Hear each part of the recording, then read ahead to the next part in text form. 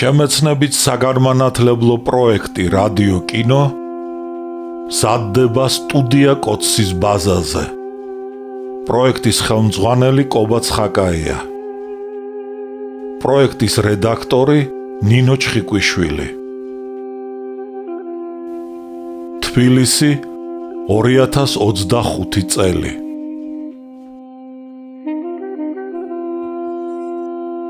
ალექსანდრე ქუთათელი, პირისპირ, რომანი 2 ტომად და 4 წიგნად. პირველი ტომი.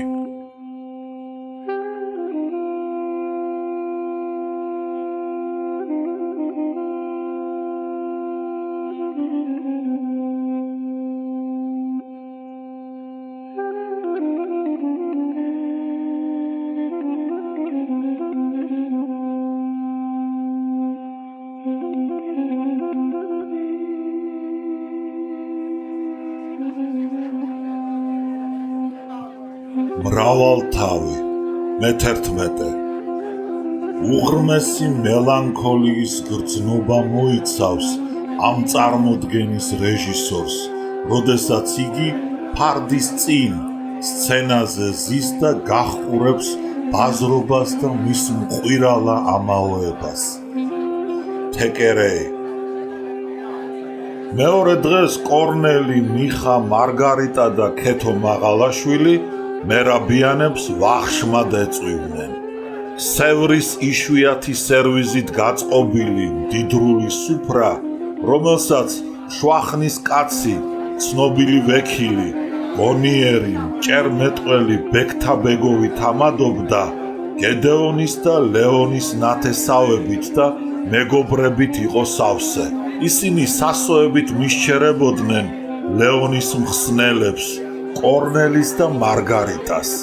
როდესაც სტუმრები ნაირ-ნაირი უხვი და გემრიელი საჭმელებით დანაყრდნენ, კახური ღვინითა და შამპანიური ჩეზარხოშდნენ, მიხა მოცეკვავე ქალს არფენიას ჩააცივდა და არშიყობა დაუწყო. მიხა დეკორატორიც იყო და არფენია საოპერო თეატრის სცენაზე ყავდა ნახული. მათ შორის ბევრი რამ საერთო გამოინახა და უმალვე მხიარული საუბარი გააჩაღეს. ლეონს ქეთო მაღალაშვილი მოეწონა. მარგარიტა კორნელის არეშვებოდა და ისევ თავისი ეშხით და სილამაზით ხიბლავდა. შუშანიკი, რომელსაც კორნელის სკოლის ამხანაგი ბალახიანი მიჯდომოდა, როიალს აგრიალებდა და უხვი მასპინძლის გედეონ მერაბიანის სტუმრები ხელგაშლილი ქეიფობდნენ, ღეროდნენ და ცეკვავდნენ. თამადამ სომხურ ქართველთა მეგობრობის გამო ვრცელი სიტყვა წარმოსთქვა. სომხებსა და ქართველებს შორის ომი სამარცხვინო ამბავია. მე აქაური ძველი მოქალაქე ვარ, თბილისელი. პაპა ჩემიც კი აქ დაიბადა. ჩემი სამშობლო საქართველოა. კიდევ დიდხანს ილაპარაკა თამადამ სომეხ ქართველთა მეგობრობაზე, წყევლა კრულვას უთვლიდა ამიერკავკასიის ხალხთა შორის კაცთ მძულვარების, შხამის მთესველთ, ომის გამჩაღებელთ და მერმე სკოლის ამხანაგების, კორნელის და ლეონის სადღეგრძელო ყანწით შესვა. ქართული მრავალჟამიერიც წამოიწყო. მარგარიტა საამოხმა ჰქონდა. ქართული სიმღერები მანაც იცოდა და ისიც სიმღერაში ჩაება. ჩინებულად მოილხინა და მერაბიანი ისე მოაჯადოვა, რომ გედეონმა დაავადებულ ღვიძლს არ მიხედა. აინუნშიაც არ ჩააგდო. ჭაბუკებთან ერთად მაღალყელიანი ბროლის ჭიქებით შამპანიურის ქაჩვა დაიწყო. გარიჟრაჟზე ლუკურ ბუქნაც კი დაუარა და თავისი მეუღლე ანაიდა აცეკვა. მარგარიტა გედეონის მთელმა ოჯახმა შეიყვარა, განსაკუთრებით კი ანაიდამ. გერმანულად ესაუბრებოდა. გერმანიაში, საფრანგეთსა და შვეიცარიაში მოგზაურობაზე უამბობდა. გედეონი და ანაიდა ზაფხულობით ბადენ-ბადენის და კარლსბადის სანატორიუმში ისვენებდნენ და მკურნალობდნენ. ამაზე დაუსრულებელი ლაპარაკი ანაიდას არასოდეს არ მოსწყინდებოდა. საბრალო ქალს ტვინის ანთების შედეგად მეხსიერება ღალატობდა და ყოველდღე ერთი და იგივე ამბების მოყოლით მსმენელთ და მათ შორის მარგარიტასაც სტანჯავდა. სამაგიეროდ ანაიდამ მარგარიტამ დიდრულად დაასაჩუქრა. უცხოეთში შეძენილი ზურმუხტის თვალიანი ძვირფასი საყურე და ჟენევაში ნაყიდი მინიატურული ოქროს საათი უძღვნა. ლეონიც ცდილობდა მარგარიტასათვის სამაგიერო გადაეხადა და კორნელის და გერმანელი ქალის პატივსაცემად შინ გამართული ვახშამით არც იგი კმაყოფილდებოდა. საღამო იყო, გარეთ თოვდა და ციოდა. კორნელი და მიხა ღუმელთან ისხდნენ და ელოს და ნინოს შესახებ ბჭობდნენ. კორნელი მიხას საიდუმლო გაუმხილა და გაკვირვება გამოთქვა. ნინო ჯვებეს დაკრძალვის დღეს ვნახე. მან ჩემთან შეხვედრა და მოლაპარაკება მოისურვა. იმ დღის შემდეგ ერთი კვირა გავიდა და არ შემატყობინა სად ან როდის უნდა შევხვდეთ ერთმანეთს. ეგ სულ ვარდოს ბრალია, შენიშნა მიხამ. რა გააჭირვეს საქმე მაყაშვილებმა? შენ ხომ იცი მე თავმოყვარე კაცი ვარ და თავს არავის წინაშე არ დავიმცირებ, მიუგო კორნელიმ. მართალია ელო და ნინო დედისა და დიდედის ყურმოჭრილი მონები არიან, ვარდო კი ძველებური შეხედულების ქალია. ვარდო რომ ხელს არ მიშლიდეს, ელოს ჩემებურად მოვთოკავდი. ფრონტიდან რომ ჩამოვედი, პირველ 2-3 დღეს კარგად მეპყრობოდა. მერმე კი ალბათ ვარდომ დაქოქა და ისევ აიმზირა და აურია. ამოიოხრა მიხამ და განაგრძო. შენ ჯერ არ იცი რანაირები არიან მაყაშვილები. აი, როდესაც ნინოს შეირთავ, მაშინ გაიგებ. მართლა ბიჭო, ამ 4 დღის შემდეგ ხომ ნინოობა? რას აპირებ? რას უნდა ვაპირებდე? სანამ ნინოსაგან პასუხი არ მიმიღია, სანამ ჩვენი შეხვედრა და მოლაპარაკება არ მომხდარა, მანამდე მაყაშვილებთან მისვლაზე ფიქრიც კი ზედმეტად მიმაჩნია, მიუგო კორნელიმ. თქვენ ხომ უსიამოვნება საჯაროდ არ მოგსულიათ. მილოცვას რას ერჩი? ასწავლა მიხამ. ნინო ხომ დედასთან ცხოვრობს. დედა შეურიგდი, მოთაფლე. დიპლომატია ყველგან საჭირო ყოფილა, ჩემო კორნელი. ისევ ასწავლა მიხამ. არა ძმაო, მე მაგზას ვერ დავადგები. კაცი თავმოყვარეობას რომ დაკარგავს, მერე მისი ნურაფერი ნუგინდა, მიუგო კორნელიმ. მიხამ გაიფიქრა. მაშ მე ვირი მყოფილ ვარ, მაყაშვილები თავმოყვარეობას წამდაუწუნ ჯიბეში რომ მადებინებენ. ოთახში სიარული დაიწყო. ამ დროს ქუჩიდან ლეონმა კორნელის დაუძახა. ლეონს ძვირფასი ბეწვით მორთული შავი დრაფის პალტო ეცვა და ხელებზე ტყავის შავი ხელთათმანები ჰქონდა გაკეთებული. იგი გაპარსული იყო. კმაყოფილი ღიმილით შეხრილ მსუქან ტუჩებს შეკრეჭილი ულვაშები უმშვენებდა. პალტოს საყელო და შლაპა თოვლის ფიფქით დაპენტოდა. კორნელის ბნელ ოთახში ჯანსაღმა ჭაბუკმა სიცოცხლე და მხიარულება შეიტანა. კორნელი ჩაიცვი, მარგარიტა და ქეთო გვიცდიან, ერთად უნდა ვივახშმოთ, უთხრა მან კორნელის. მე ვახშმობის გუნებაზე არა ვარ, ჩემო ლეონ. რა მოგივიდა? სამეცადინო მაქვს, ესეც რომ არ იყოს მე რაშვაში ვარ. როგორ თუ რაშვაშიო, სწორედ მარგარიტამ გამომგზავნა შენთან. ცრუობ ჩემ მამზემ თუ გინდა მართალი იყოს აკი გითხარი მე ქეიფის გუნებაზე არა ვარ მეთქი რა მოგივიდა რაც ხვირი ჩამოგიშვია შეყვარებული ხომ არა ხარ ადე რა ჩაიცვი კორნელი ჯან იშტაზე მოგიყვან ჩააცივდა ლეონი კაცო როგორ წამოვიდე სხვა რომ არა იყოს რა სტუმარი მყავს მიუგო კორნელიმ და მიხას შეხედა განა მიხა ვერ წამოვა დაიძახა ლეონმა ახლა მიხას მოხვია ხელი მიხას პატიჟი არ დასჭირვებია სათვალე გაისწორა კმაყოფილების ნიშნად ჩაიხვიხვინა ცხენსავით გრძელი კბილები გამოაჩინა და კორნელი შეეხვეწა ჩაიცვი ბიჭო რა დროს მეცადინეობაა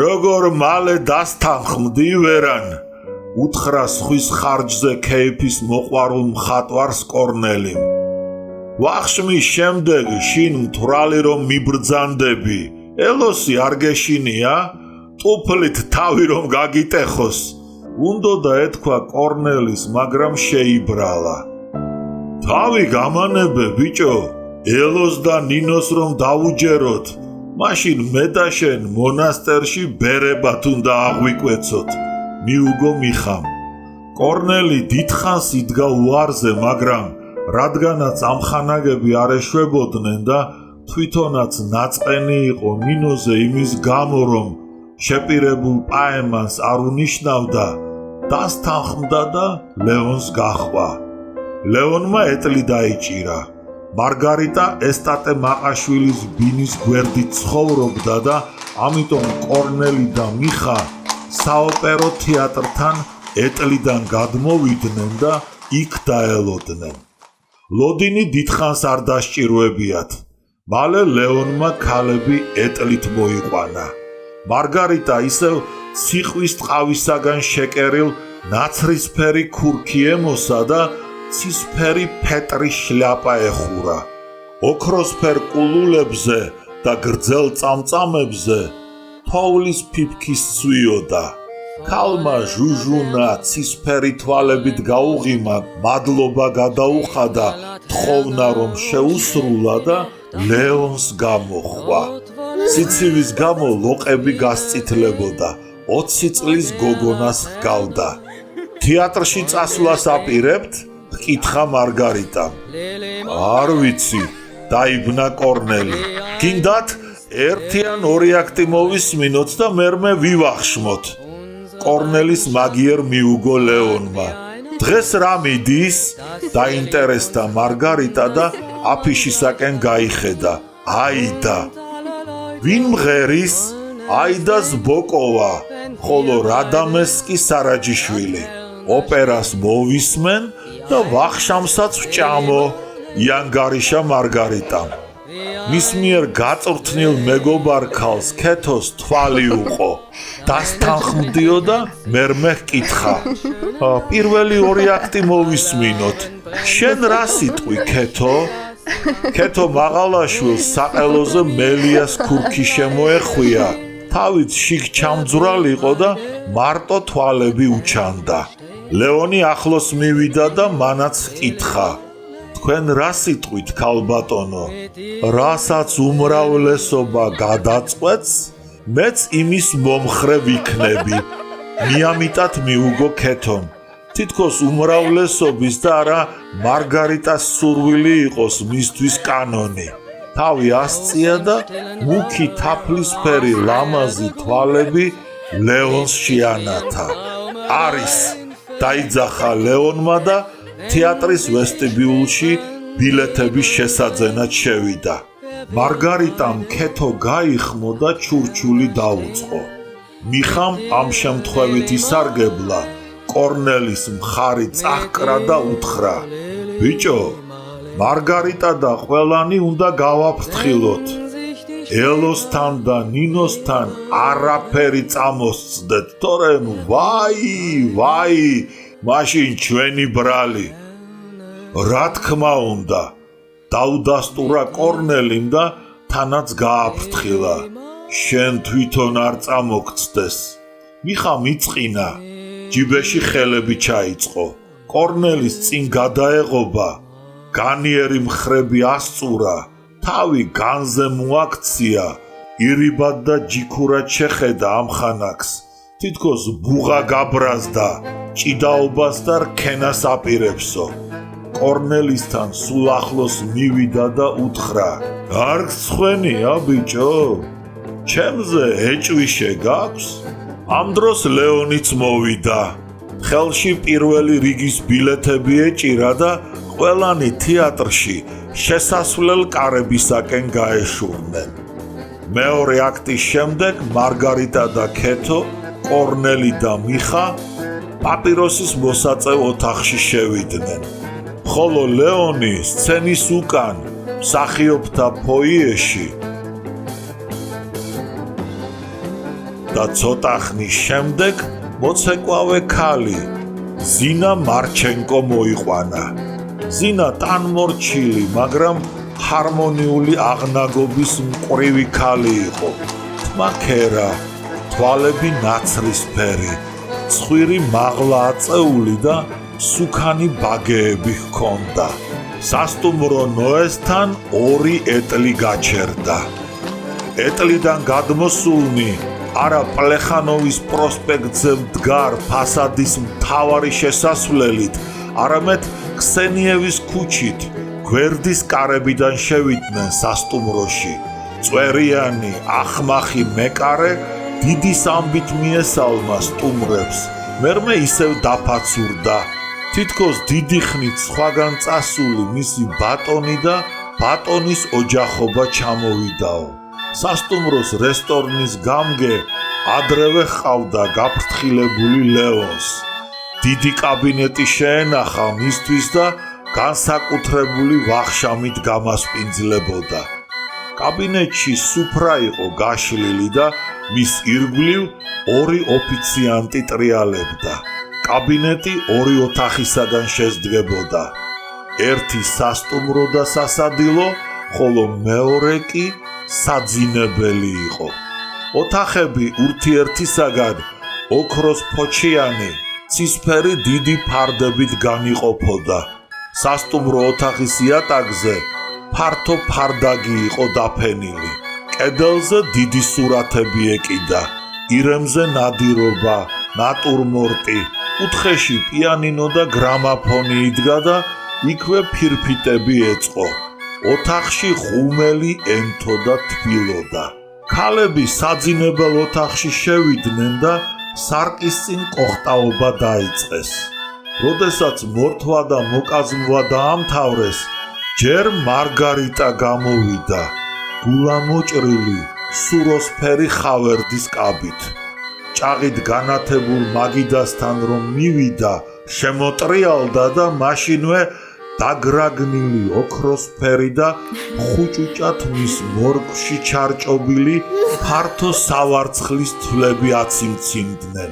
მერმე მაღალ კანჭებზე ირემივით შემდგარი ქეთო მაღალაშვილი გამოჩნდა. მასაც გულამოჭრილი ხავერდის კაბა ეცვა, მაგრამ თრითინას ბეწვისფერი. მაღალ დაკუთხულ მის შუბლზე გრძლად გაწოლილი წარბების ქვეშ მუქი თაფლისფერი თვალები ანათებდნენ. შუაზე გაყოფილი წაბლისფერი თმის დალალები გარდიგარდმო გადაჰფენოდა. შინაურნი ამ ქალს ჩხებიანს ეძახდნენ და იგი თუმცა ქალი იყო, ხორბუდიან ხარირემს ჰგავდა. ქეთოს ზინა გამოხვა, მას უბრალოდ ეცვა ელექტრიკის ფერი მოქარგული ყოფთა და ინგლისური მუქი ლურჯი, ვიწრო და მოკლე ქვედა ტანი. ქერათმა ჭაბუკის მსგავსად შეეკრიჭა და გვერდზე გაეყო. ზინა ტანის ისეთი რხევითა და სუბუქად მოაბიჯებდა, რომ მაშინვე იტყოდით, მოვარჯიშე ან მოცეკვავე არისო. კორნელი მარგარიტას გვერდით დაჯდა, ლეონი ქეთოს, ხოლო მიხა ზინას მიუჯდა. ვახშამი ხიზილალით, ხრამულითა და სალათა ოლივიეთი დაიწყო. ამას შემწვარი დურაჯები და მერმე სუკის მწვადები მოხვა. ბოლოს ფორთოხლები, ვაშლები, ხმელი, ხილი და ფსტა მოხალული. შამპანიურსა და ლიქიორებს სვამდნენ. მიხა ჩინებული თამადა იყო, პიკანტური ანეკდოტებით, ორაზროვანი ამბების თხრობით ქალებს აცინებდა და სუფრაზე მხიარულება გააჩაღა. როდესაც ყველანი შეზარხოშდნენ, ადგა, პიანინოსთან მივიდა, დაუკრა და ბოშური რომანსები დაამღერა. ქეთოს ისე მოეწონა მიხა, რომ ლეონის ხათრი დაჰკარგა. ლეონს ზინაში ატოვა და თვითონ მიხასთან დაჯდა. ლეონს ეწყინა, მაგრამ მასპინძელი იყო და თავი შეიკავა. მარგარიტა და კორნელი რბილ ტახტზე ნახევრად წამოწოლილიყვნენ და საუბრობდნენ. ლეონი მაგიდასთან მივიდა, ჭიქა ასწია. კორნელის და მარგარიტას მეგობრობა შეჰფიცა. უეცრად რატომღაც მიხასაც გული აუჩვილდა და სიყვარული გაუმჟღავნა კორნელის. იმანაც სამუდამო მეგობრობა შეჰფიცა და გადაჰკოცნა და დამსწრეთ უთხრა. იცით თუ არა თქვენ, რომ ჩვენ სულ მალე ქვისლები გავხდებით? ქვისლები. დაიჩემა მიხამ და მერმე ტირილი დაიწყო.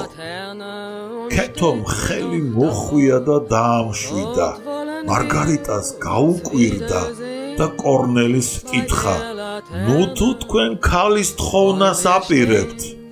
მიხა დათვრა და რას ამბობს თვითონ არ იცის. რა დროს ქალის თხოვაა? მიუგო კორნელიმ. მეც ასე მგონია. მე ყოველთვის ვამბობდი, რომ თქვენ ქალს არ შეირთავთ.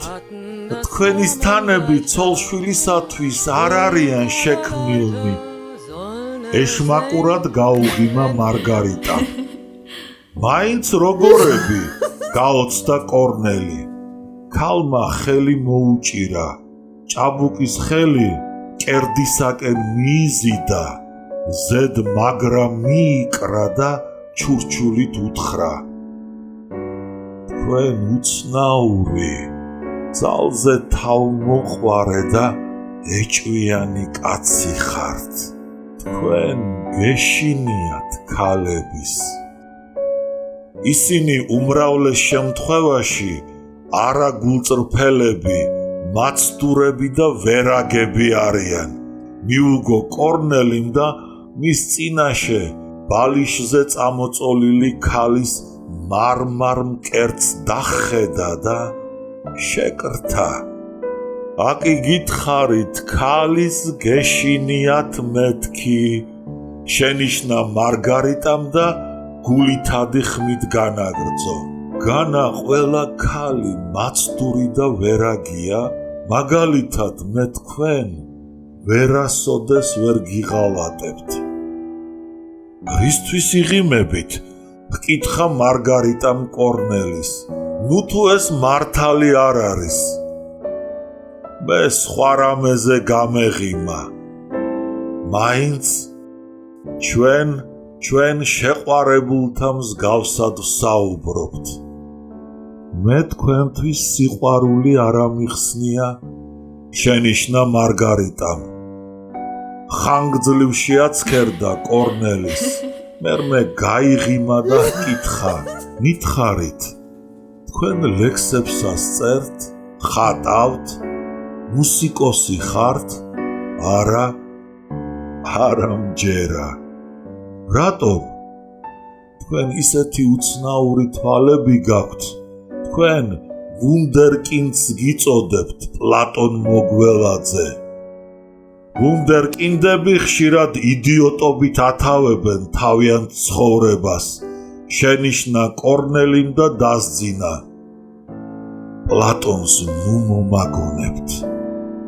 საბრალო ჩემო კორნელი, იმ ყალბკაცსა და პოზიორში გაქცვალათ თქვენ თავქარიანმა გოგონამ, მოულოდნელად შენიშნა მარგარიტამ. არა მგონია, საიდან იცით? აენთო კორნელი და უკვე მზად იყო ხელი ეშვა ქალისათვის, მაგრამ ქალი მთელი ტანით მიეტმასნა, თვალებში შეხედა და უთხრა: ნუ ბიცხობთ, ალბათ ჭორია. თუ გინდ მართალიც იყოს, მერმე რა, ნუ იდარდებთ. თავი დაანებეთ თავქარიან და გამოუცდელ გოგონებს. ეხ, თქვენ გეტყობათ ჯერ კიდევ არ იცით საკუთარი თავის ფასი. თქვენ შეგიძლიათ მოაჯადოვოთ და მერმე დაღუპოთ ქალი. ეგ რა საკადრისია, სიტყვაში აწყვეტინა კორნელი, მაგრამ ქალი მთვრალივით განაგრძობდა ჩურჩულს. მიბრძანეთ და მე თქვენი მონა გავხდები. მე ყველაფერს გავაკეთებ თქვენთვის, განა მე არ გაგიკეთეთ ლეონის საქმე. ქალი ისევ ბალიშებზე იწვა და სახეზე და მკერდზე ჭერიდან დაშვებული შუქფარიანი ლამპა ანათებდა. შუქფარი შეირხა და ქალის მარმარ მკერდზე ფერიულმა ნახატებმა და ნაქარგებმა იწყეს ახლა ქანაობა. კორნელის მოეჩვენა, თითქო ქალის მკერდი კი არა, ანკარა წყლის ზედაპირი ირხევა. ქანაობს და შიგ, როგორც აუზში, წითელი და ოქროსფერი თევზები შლეიფიან ბოლოებს და უცხო მარაოს მსგავს ფრთებს იქნევენ და ნელა დასცურავენო. უცბად ქალმა მკერდზე იტაცა ხელი, თითქო ბებუთის წვერით შეეხო და მწუხარე ხმა გამოსცა. ო, როგორ მიცქერით! ღამე შავია თქვენი თვალები და დღისით კი მწვანე. არა, ამეთვისტოსფერი, თავბრუ მეხვევა. ქალი ტახტიდან წამოიწია. ცისფერი თვალები განაბა. ცხვირის ნესტოები დაებერდნენ, გაუფითრდნენ და რიყეზე გამოსროლილი კალმახის ლაყუჩებივით აუთრთოლდნენ და აუთამაშდნენ. ქალი უმალვე ტახტიდან წამოიჭრა და როცა მიხამ პიანინოზე ვალსი დაუკრა, ჭაბუკთან ცეკვა დაიწყო. კორნელი მაგრა მოხვია ხელი და შმაგი როკვით წრე შემოატარა. იგი შამპანურით, ქალის ეშხით და ალერსით ორმაგად ითვრებოდა. დიდხანს ცეკვავდნენ ისინი და მერმე ფარდას დაეჯახნენ. უმალ შეირხა და ალივლივდა ოქროსფერი ჯინჯილებითა და ფოჩებით მორთული ატლასის ცისფერი დიდი ფარდა. მოცეკვავენი შიგ გაეხვივნენ, თითქო ზღვის ტალღებში შესცურეს და ჩაიძირნენო. ბოლოს გაუჩინარდნენ კიდეც.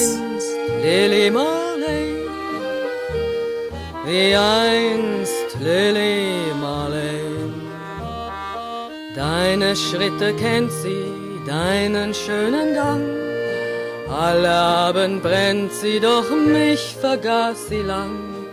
Und sollte mir ein Leid geschehen, 14 იანვარს ქართველთათვის ტრადიციულ დღეს ესტატე მაყაშვილმა ისევ ნინოობა გადაიხადა. პლატონ მოგველაძე შეპირებისამებრ ბაქოდან თბილისში ვერ ჩამოვიდა. კორნელი კი ნინოს პასუხს ელოდა და ღელავდა. დღისით ნინოს სანდრო ხოტივარმა ვიზიტი გაუკეთა. თავისი და კორნელის საჩუქარი მიუტანა. ტორტი და ყვავილებით სავსე კალათა. კალათა კორნელისა იყო. შიგ წერილი იდო. როდესაც სანდრო წავიდა, დედამ შვილს კორნელის წერილი მოსთხოვა. გაშალა და წაიკითხა. ძვირფასო ნინო, დიდად წუხვარ დაბადების დღეს, პირადად რომ ვერ გილოცავთ.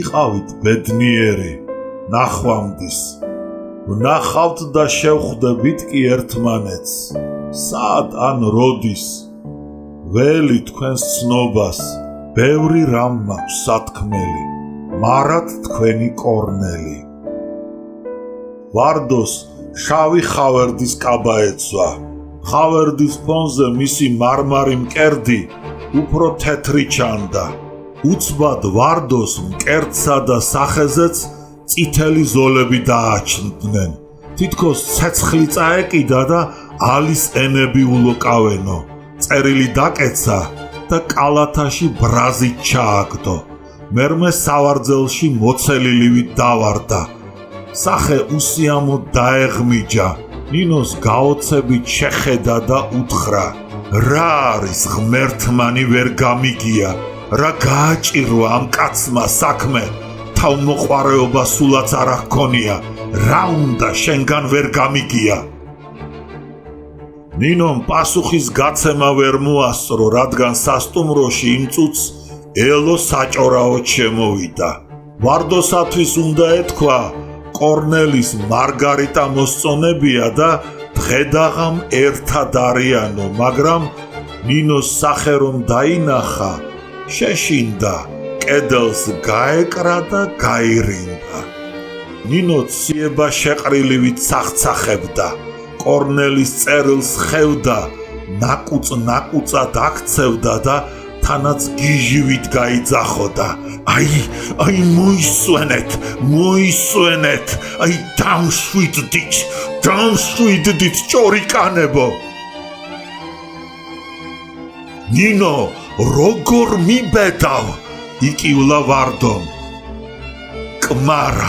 კმარა მეტის ატანა აღარ შემიძლია დავიღალე მეტის ატანა აღარ შემიძლია ისტერიულად იძახოდა ნინო სახეზე ისევ წამოწითლდა თითქო აღდგომის კვერცხივით შეღებესო მხრებიდან მოსასხამი ჩამოუვარდა როიალთან მიიჭრა ყვავილებით სავსე კალათას ხელი წაავლო სასადილო ოთახისაკენ ისროლა და კედელში ანარცხა დალეწილი ყვავილების ფურცლები რთამოტეხილი პეპლებივით დასცვივდნენ იატაკზე ნინოს ბოღმა და ცრემლი ყელში მიებჯინა თითქოს ყელში თოკი წაუჭირესო სახეზე ხელი მიიფარა და აქვითინდა